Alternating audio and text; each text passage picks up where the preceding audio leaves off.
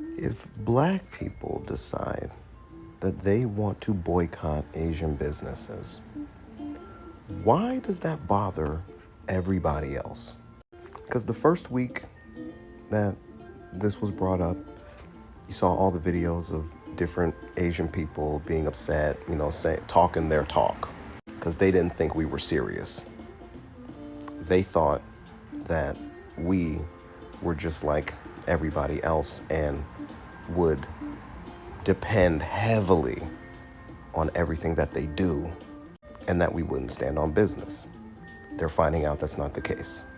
But now, as we're moving into the second and third week of this boycott, you got people from so many other communities talking about us boycotting Asian businesses. Last week I said we are surrounded. I said that and I meant it. Because any other time, in fact, 99% of the time, people come online or they get into their discussions and they will say, hey, black people, if you don't like how things work, go somewhere else. If you don't like how the country works, go somewhere else. If you don't like how a business, go somewhere else. If you don't like the situation, go somewhere else. That's what y'all say to us all the time. Am I wrong? Now, we have said collectively we're going to make that decision to go somewhere else. Y'all don't want us to bother you? We won't. Y'all don't want to make us feel welcome in your businesses? We won't come. Y'all don't want us in your neighborhoods? We won't go. Y'all want to build, like literally, they want to build entire communities like that one in Arkansas without us. Fine, go have it. But that's still not enough. Do y'all see the problem? It's still not enough. Because the truth is, and what these people are showing, what all these other communities are showing, is that they are the ones who desperately depend on us. Every last one of you. Every other demographic in this country depends on Black Americans in order to achieve their goals. That's the only explanation that makes sense. Because y'all won't leave us alone. You just won't. And it's really because all of these people, right? And in particular, these people, but they have these very violent and very dark urges to harm us. They really do. Deep down, one of their dreams in life is to harm us. But see, they don't want to live with that. They don't want to acknowledge that in public. So they want to find a framework, a narrative, create the justification, create a situation, engage in reactive abuse techniques to stir us up. So then, and only then, they can come out on the other side and behave the way they've always wanted to behave. They can act on all those violent urges they've always had.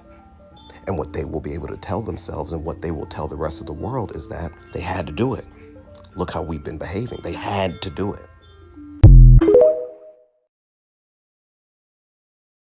Could you imagine if Asians chimped out every single time one of us was unjustly killed? Consider chimping out because black people were being killed unjustifiably and we're making a stand to defend ourselves? Who wouldn't be upset about that? I'm perplexed. If a certain demographic of people was being unjustifiably killed for hundreds of years to come, up until present day, suddenly our anger is unjustified? The same thing has been happening to Asian people since the 1870s. If you are being killed unjustifiably, why not make a stand? Why do you allow silence to coerce you in being a coward? Hold that thought. Notice how you and some Asian Americans are only talking about the violence on Asian Americans when it's only a black person doing it? But hold up. I'm gonna let you breathe. These numbers really caught my eye. This means that in 91% of cases where violent victimization happened between a black person and an Asian person, the black person was violently victimizing the Asian person. The numbers of violent crimes for 94.1 and 5.8 has not been confirmed by the FBI statistics or the Justice Bureau of Statistics either. According to the FBI and Justice Bureau statistics, it's actually 21% of all violent hate crimes by black people in the Asian community. While for white people, it is 55% of all violent hate crimes on Asian people. I don't know where in the hell you got this number, but it's clearly incorrect. This is Michelle Go. She was pushed onto a subway track and killed by this man, who was deemed mentally unfit to stand trial. This is Yao Pan Ma, who was beaten in an admitted racially motivated crime. He died 8 months later due to his wounds. His killer will walk in 22 years. Or what about Aina Kwan, who was pregnant and sitting in her car when she was shot and killed by this man? Her killer was found not guilty by reason of insanity. Or what about Jasper Wu, the toddler, who was shot and killed when 2 black men decided to shoot their AR-15 on the highway? And these 2 men, his killers, are claiming self-defense against the toddler. The first to admit, the fact that it's black people who hold 21% of all violent hate crimes on the Asian community is incredibly concerning. We definitely need to address. There is no excuse. A hate crime is a hate crime, and black people should know better. And those who committed such crimes are consumed by their own ignorance and bigotry and wielded the blade of white supremacy. I can admit, as for many of us, that there is anti-Asian within our community. And these sacks of shit deserves to rot in prison for the rest of their lives. In addition to that, it is not rocket science. The majority of black people has stood in solidarity with Asian and Asian Americans for hundreds of years to come. Thousands of black people has stood against anti-Asian hate and has stood by Stop Asian Hate movements. Some of us even created our own groups to combat that hatred. Yours truly was also fighting against Asian hate, but I damn sure didn't see a lot of white people amongst that crowd either. Kaylee, you actually don't give a damn about your own community, and you're only weaponizing the death of those Asian people so you can justify your hatred towards the black community. I am distraught that you're willing to weaponize the death of these beautiful Asian Americans rather than to admit the fact the existence of anti-blackness residing into the community. So much so that you're willing to neglect the hundreds of thousands of anti-Asian cases that was performed by white people since the 1870s. Asian lives are precious, especially when they fell victim to white supremacy and hate crimes. There are thousands of recent cases of Asian people, more specifically Asian women, who fell victim to white supremacy and white violence. I can go on, but if I did, we would be here all day. If you want to talk about anti-Asian violence, fine, but at least have the goal to admit that the source of this violence is none other than white supremacy that has been forming and continuing since the day the Chinese first arrived into this country, especially during 2020. It's never been more obvious that white supremacy was controlling the anti-Asian hatred residing into the country. And those Asian people, those Asian women that I showed you, you never spoke on their names. You never spread awareness for their names. You stayed silent because when you saw that it was a white person that did it, you became a cricket. It is utterly disgusting how people like you would weaponize the death of these Asian people, these Asian women, to further divide our communities and solidify your hatred, knowing damn well that the deaths of Asian people, especially Asian women, are not being taken seriously, but rather their deaths are being used as a tool to get one over somebody else. This country will always let it know when violence upon an Asian person is being committed by a black person. But the second is white people coming out to play, it's straight crickets. Why? Because it's them over both of us. Rest in peace to all of these victims. And Kaylee, delete your fucking account, bro. Ugh. Black people, it's more than just boycotting. It's about blacking them out completely. It's about stop allowing them access to the community. It's about taking accountability. It's about stop inviting people to the cookout. No to-go place, no sharing stories with them. It's about building community. It's about gaining our self-respect back as a collective. It's about gaining respect for each other as a collective. Because this is not centered around them. It's more than just shopping at black businesses or creating more black businesses. It's about building community with other people. And it's about creating business with each other. One thing that they have stripped from us as a collective is simple respect for one another. We can't stop what they already set in motion, but we can take our power back. And they stripped us of community because they don't have community. Their community is centered around racism. And there's no space to be trying to get over on anybody else. Each one teach one. If you got gems or information to drop or share with people, then do it. If you can start making a financial group or an investment group with people, do it. Let's share this information. Even if it's through Messenger, even if it's through offline, let's share this information with each other.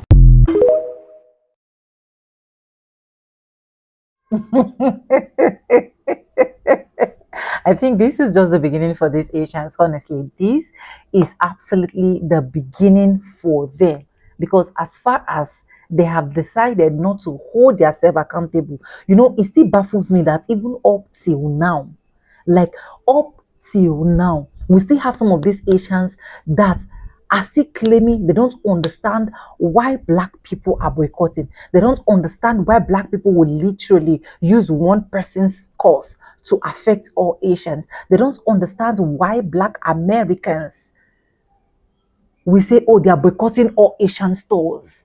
Like, what did these people really want to understand? What did they really want to understand? And they don't know that the more they keep doing these their videos, the more they keep pulling out these their clips. I don't know whatsoever reasons why they are doing it, but the more black people keep saying we are transferring our wealth, there is nothing you people can absolutely do about that. Let Asians to Asians patronize you people. Let the people you people adore so much, worship so much, patronize you people. We're tired of standing with you people with solidarity, and at the end of the day, we're getting nonsense, we're getting bullshit. Okay, you want to keep beating black Americans and expect them not to cry. You want to also eat your cake and then have it back. Like, where is that done? But anyways, welcome to the channel. My name is Sonia. Subscribe, like, comment, and share. Credit to the original creators of every single clips and stitches we have in our today's episode. I want to say a very big thank you to every single one of you. Liking, commenting, sharing, dropping super thanks. Also joining my membership. I do not take you guys for granted. You guys are absolutely the best. And with that being said, let's dive right into this video. I'll be back with commentaries. Let's go watch, guys. Asians. To come in real quick to clarify a few things regarding the blackout. Some are calling it the blackout, some are calling it the boycott. I want to first say to the Asians out there who are doing videos, throwing up in black people's faces to stop using Asian products, and y'all are calling out the iPhone, for instance, right? Stop using the iPhone. I think you guys are confusing made in China or manufactured in China with who actually owns the company. So you say stop using the iPhone.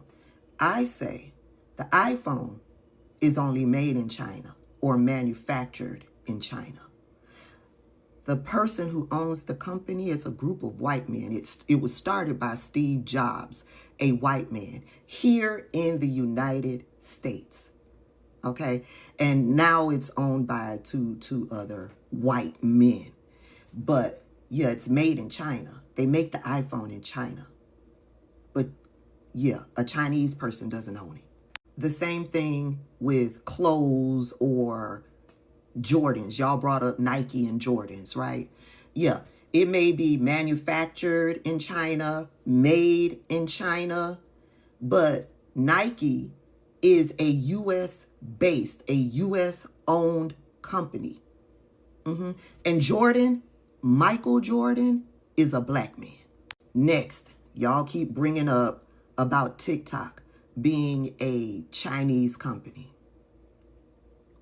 Partially true. Last year, maybe the year before, TikTok was forced to sell the majority of the business to Larry Ellison, he's the owner of the Oracle Group.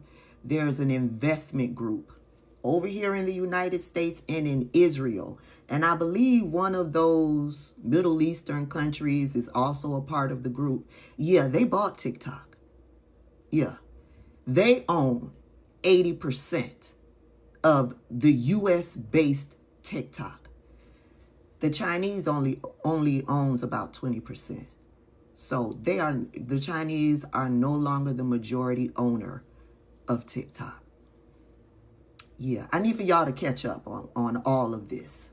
Next, for all of you Asians that are threatening to boycott black businesses, I wish you the very best of luck with that. Why? Because you all rarely patronize black businesses in the first place. So, yeah, good luck to you on that. Lastly, to my people, black people, I know you've been putting in work to research black-owned nail salons, black-owned beauty supply stores, even black-owned liquor stores or wine and spirits or anything like that.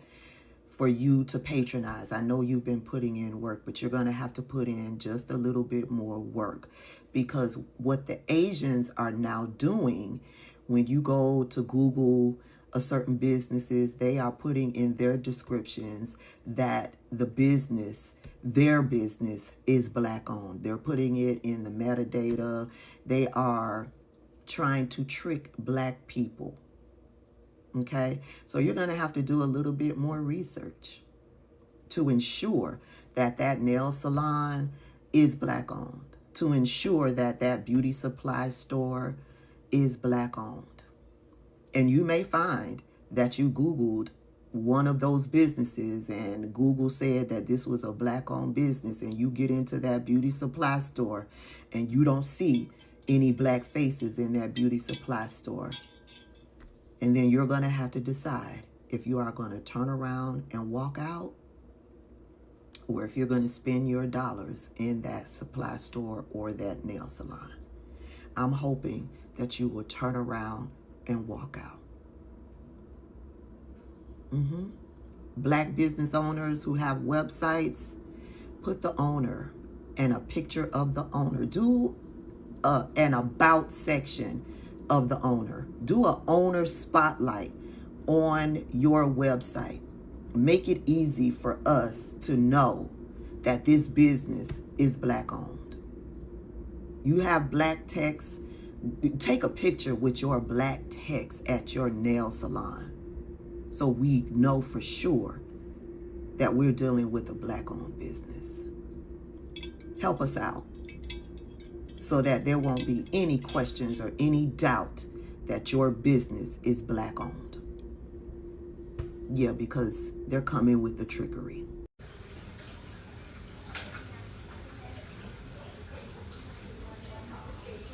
Nobody in there. But the gag is, look how many nail shops I went to in less, it ain't even been 10 minutes. It's not even 10 minutes away. Look it. This is the last one. Ain't nobody there. Ain't nobody hanging out. And shout out to all the Black folks that's standing on business when it comes to this boycott, because every Asian store that I passed by today was either completely empty or totally closed. So shout out to y'all for actually using this opportunity to stand on business. My grandma always used to say, people always think the grass is greener on the other side, but you still got to water that shit. And every time I see certain conversations online, I always think about that. I'm seeing some folks say Black people shouldn't be boycotting Asian businesses. Y'all gonna see what happened to y'all. And I'm like, what happened to y'all? What happened to us? What happened to y'all? That's the part that always kind of gets me, right? If Black people don't matter, if the Black dollar ain't valuable, if Black people are doing too much, then stop taking our money. It's really that simple. Go on and get all them other dollars. Open your stores exclusively in communities where you feel like people don't complain, don't protest, and they don't speak up. Since we're such a burden, go and see how much it works out for you. The irony is Black people have spent generations fighting for equality, not just for Black people, but for everybody. And now a lot of people that benefited from the fight that Black people did, they want to say, just be quiet and shut up. But if it wasn't for us, they'd be no you. And now some of the people who benefited from Black folks opening those doors act like Black people don't bring nothing to the table. And that's why I don't get offended anymore. If you truly believe Black people have no value, stand on business. Stop taking the Black dollar. Stop opening businesses in Black neighborhoods. Stop marketing to Black consumers. And this let us know when that little experiment works out. Because see, my grandmama also taught me something else. Folks don't appreciate water until the well runs dry. Talking about how Black people can go ahead and boycott their businesses, whether it's beauty supply stores and nail salons, and how they can just go over to the white neighborhoods and get money from them. Okay, then go do that. Because if it was so easy for you to be in those neighborhoods, then why weren't you over there to begin with? It's strategically placed for beauty supply stores, nail salons, and liquor stores to be placed in the Black community because you know that's where all the money's going to come from. The Asian man that came on TikTok and said what he said is a prime example of why Black people are boycotting to begin with. They're just exposing what we've always known, this secret weird hatred, this secret weird animosity towards us when we've done nothing to you. I saw another young lady on TikTok talking about how there was xenophobia that was being pushed towards Asian community when Donald Trump had first got elected and Asians were getting beat up in broad daylight. And she was talking about how when Asians were talking about POC solidarity and black people came to their aid, but now it's shoes on the other foot, they're nowhere to be found. It's our problem and it's our fault. Which is exactly why black people are boycotting, because we recognize that we can have solidarity for everybody else, but nobody can have solidarity when it comes to us in our community. There is not a single group of people that actually want black people to come together and build community without them. You could see history shows that they act like they don't want us around, but get mad when we thrive together without them. You could just tell from, what was it, a couple weeks ago when Naomi did the tennis dinner with all the black tennis players, and that was such a topic of conversation, as if she needed to explain why she did that, because they need to be included. So for that Asian man to get online and call black people poor and incompetent and make it seem like we need him more than they need us, you fucked yourself over, buddy. I found myself in Asian people business, and this is what I found out. They mad about that boycott. They real mad about that boycott. They saying that if that boy went in that store trying to steal them bottles of water, even though it was been proven so many different times that that boy did not try to steal them bottles of water, he would not have been put on a t-shirt. In fact, mind you, I'm only the messenger. This is exactly what they said. They said that they tired of these niggas and their niggerism. Those are their exact words, okay?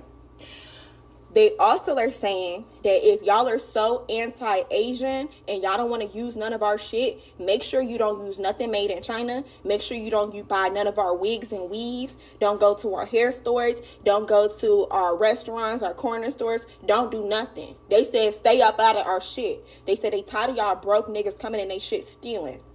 Then all in the same breath, they're upset that we don't want to be racially profiled every time we want to go and patronize any of these businesses. Yeah, they're saying that we're playing the Asian hate card, although when we're going in these same Asian businesses that are in our communities, we're being followed around. You know, we're being accused of stealing. You know, y'all are trying to enforce these strict ass rules on the people that are quote unquote supposed to be patronizing your business. Then you got the PR princess. The power to the people, okay? Child, they are going working overtime, making video after video how they stand with the black community, and they're just so ashamed, and, you know, that they understand why black people don't want to patronize Asian businesses. But yet, when you're at the dinner table with your mom and dad and your grandma and everybody at the table, and they're openly being racist, you're not doing or saying anything. You see, your power to the people and you support the black community when black people are in the room. But when black people are no longer in that room, are you still having that same stance and viewpoint? Yeah, I didn't think so. But anyways, this is what's going on. Make sure you follow. Honestly clear that Asians are not angry because black Americans are boycotting. But I've come to understand that the main reason why they are really, really angry and they are passing their anger to their generations, because not for black people, is because black Americans are saying we are doing transfer of wealth. We are no longer making you people rich, and then you people will later turn to us and make us look like we don't understand what the history of life is. That is where Asians' anger is coming from. That is where their jealousy is rooted in. That is why a lot of them will take to their platform and said, oh, black Americans, I dare you, boycott us. So now they are understanding that the boycott is not only for boycotting Asian stores, but for transfer of wealth. That is why black Americans tagged it as blackouts. You know, initially these Asians will always get rich through the efforts, the strength of black Americans, and later turn it to make it look like black Americans were literally the problem. Now that they are saying that black Americans are no longer doing that shit with them, black Americans are no longer enduring that nonsense with them, they're now coming out to bring out their demons out. So you people now understand that black Americans can, oh God of mercy. See, I'm so happy. See, there's some things that will literally happen that will make someone to be times 10 wiser. Because all this why Asian stores have been doing every single thing they've been doing to Black Americans. Black Americans have never complained. They just overlook it, and probably they will change. And maybe is, but now you can now see that these people want to be in America, loot from the sweats of Black Americans, enjoy from the comfortability of Black Americans, and then turn around to bite the finger that feeds them. But it's not happening anymore. It's not working anymore because the boycott still continue. The boycott is massive. The boycott is going straight to transferring generational wealth to Black Americans. So for those of them that their forefathers have left businesses for them and they don't know how to manage the business, for those of them that Black people will still come patronize them and they will still have the audacity, the temerity, the effrontery to insult Black Americans, for those of them that will leave their own country. You left your country because you were literally looking for greener pasture, but you are not going to end at that. You are always going to come for Black Americans. Black Americans are saying no more. No more. If you so badly want to make money, go get your stores in the predominantly white area. Go call them to patronize you. Go call your Asians people to patronize you, because you people don't patronize each other. You don't patronize each other. Then you see someone that is patronizing you people as well, it becomes a problem. You have a problem with that. You have to insult, you have to do this, you have to do that. And that's why sometimes when I look at their life, I'd be like, how did these people want to progress in life if they live such kind of horrible and this detestable life? Honestly, I'm happy the transfer of wealth is going up. Look at the clips I was able to roll out. Look at what some of them are still saying. Instead of holding yourself accountable, instead of saying, yes, we are wrong, you still have the mind to still come out, spit out some rubbish by saying a lot of things that you wish to say just like that. Things don't work that way. You can eat your cake and have it. Is as simple as that. And I'm not saying that any other person that wants to patronize Asians people should not. But if you are going to do that, and anything that comes after that for you, you're going to swallow it by yourself. Because these Asian people, you will patronize them, they will still be highly racist profile to you, especially as a Black person. These Black people that they detest, why always white folks will tell them proximity to whiteness is actually not white. I'm happy the way things are turning out.